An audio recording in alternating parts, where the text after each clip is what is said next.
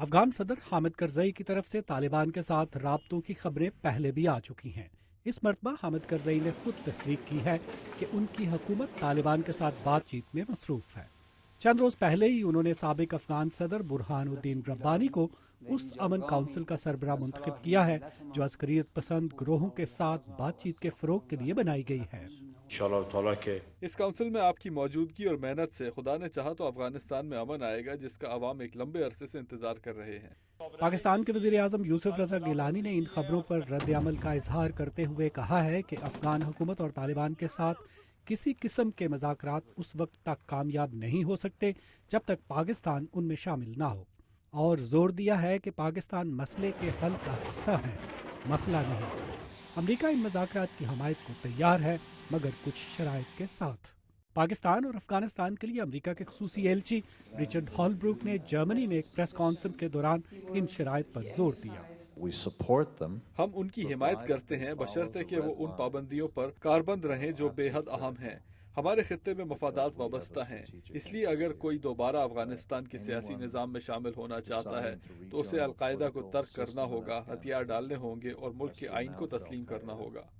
طالبان اب تک یہ کہتے آئے ہیں کہ حکومت کے ساتھ کسی بھی قسم کی بات چیت تب تک ممکن نہیں جب تک افغانستان سے بیرونی افواج واپس نہیں چلی جاتی۔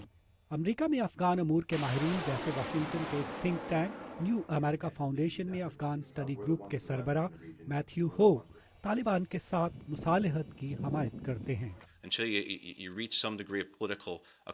جب تک آپ کسی طرح کا سیاسی معاہدہ نہیں کرتے جس میں وہ تمام گروہ شامل ہوں جو طالبان کی حمایت کرتے ہیں اور جو حکومت سے باہر ہیں، تو وہاں پر استحکام ممکن نہیں، جو کچھ بھی کرنے کے لیے ضروری ہے۔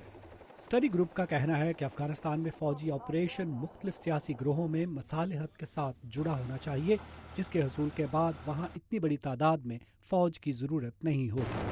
پچھلے ایک سال کے دوران اتحادی فوجیوں کی ہلاکتوں میں اضافے کی وجہ سے امریکی، برطانوی اور دوسرے یورپی ممالک کی عوام اس جنگ سے ناخوش ہیں۔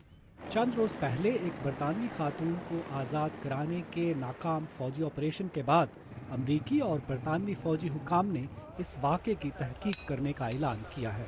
برطانوی خاتون لنڈا نوگروو کی ہلاکت کے بارے میں متضاد اطلاعات کے بعد برطانوی وزیر اعظم ڈیوڈ کیمرون نے کہا ہے کہ خاتون شاید امریکی کمانڈوز کی غلطی سے ہلاک ہوئی ہیں۔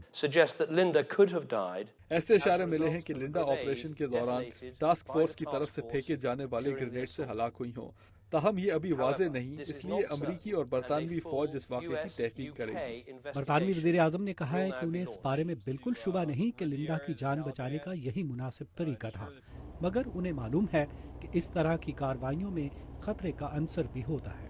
آئندہ دنوں اور ہفتوں میں افغانستان میں اتحادی افواج اس واقعے کے شواہد اور تفصیلات کی جانچ پڑتال کریں گے۔ روی کھنہ کے ساتھ ندیم یعقوب، اردو VOA۔